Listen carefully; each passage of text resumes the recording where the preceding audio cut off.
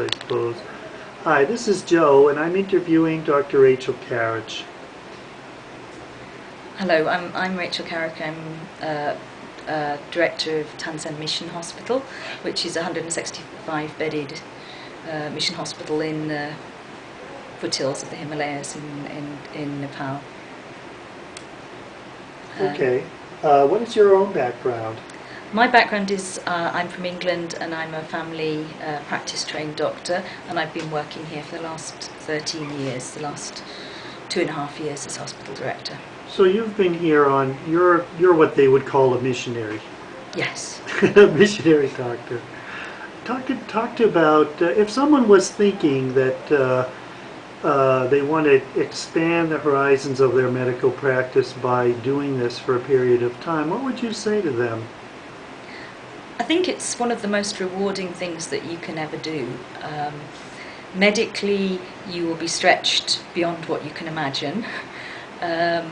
But the work we do here is very, very worthwhile because patients come to us and there's no other option.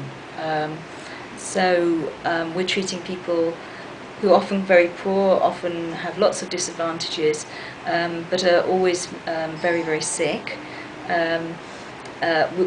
Work here, we work in a team, which is exciting. You work with people from all over the world, so you learn all sorts of things about how people do medicine in other countries, and some things that you maybe took as self-evident are challenged, which is also good. We also do a lot of training now. That's one of the main things we do. So we're training doctors to be general practitioners who may be the only doctor in a district hospital when they've qualified. We're training interns and residents, and that's really exciting because we're getting people at the beginning of their medical career when their attitudes are going to be formed and when they'll learn the skills that will be with them for the rest of their medical training.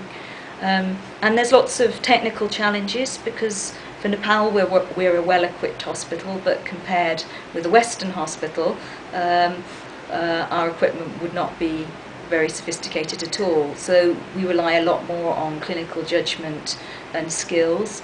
At the moment, although we can't be careless, we're not always looking over our shoulders for somebody going to sue us. So in some ways that's much more satisfying that you're doing things for the good of the patient, not in a defensive manner. So it's an exciting place to be.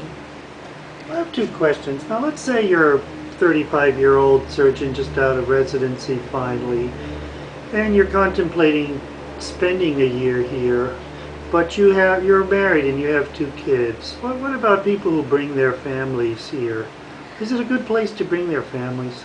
I think it's a great place to have to bring up your family. We have lots of families on the team. They have friends from all over the world.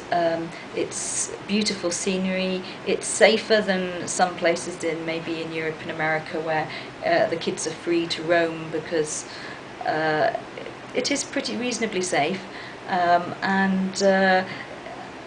We have a tutorial group for primary school age kids, and we have other kids who are being homeschooled, older kids. So there's a community here, and I think that the kids who've been at the tutorial group, because it's a very small school, actually get more individual attention and are often ahead of their classmates when they get home.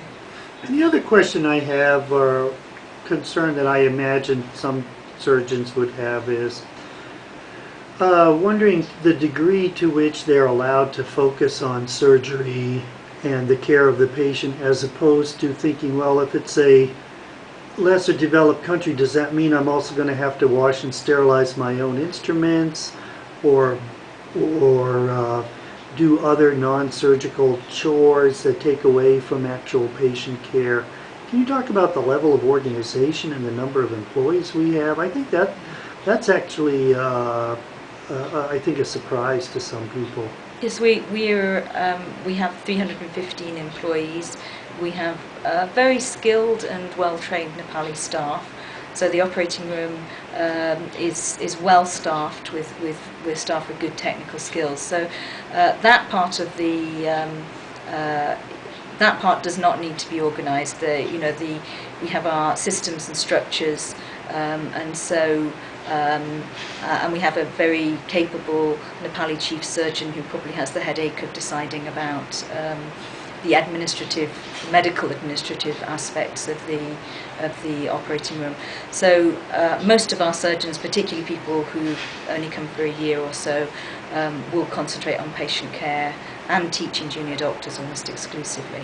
Yeah, what I've seen, especially on the surgical team, is morning rounds with the whole general surgery team, which is sometimes 6 or 8 people, and a lot of times whoever the visiting Videshi or missionary surgeon is really directing and leading the whole team of junior residents and staff.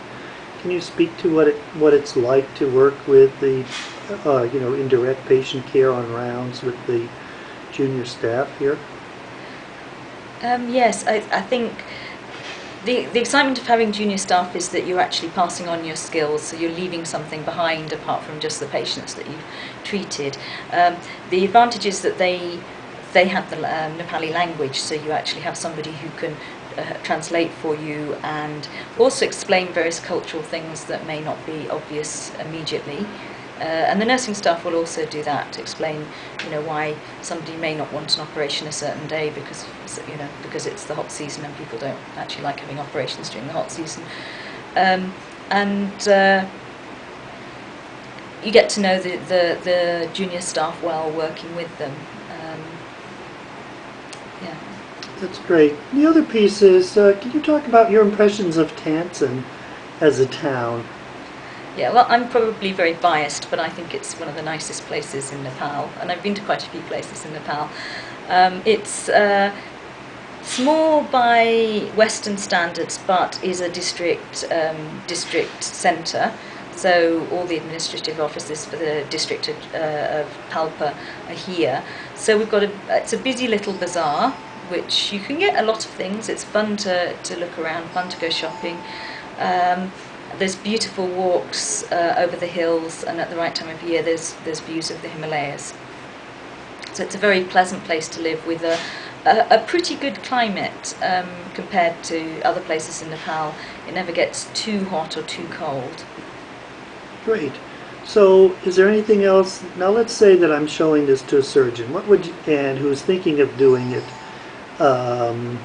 And it could be about mission, or it could be anything, but if you wanted to kind of clinch the pitch, what would you say that might be the final thing to tell them what they need to know to make their decision?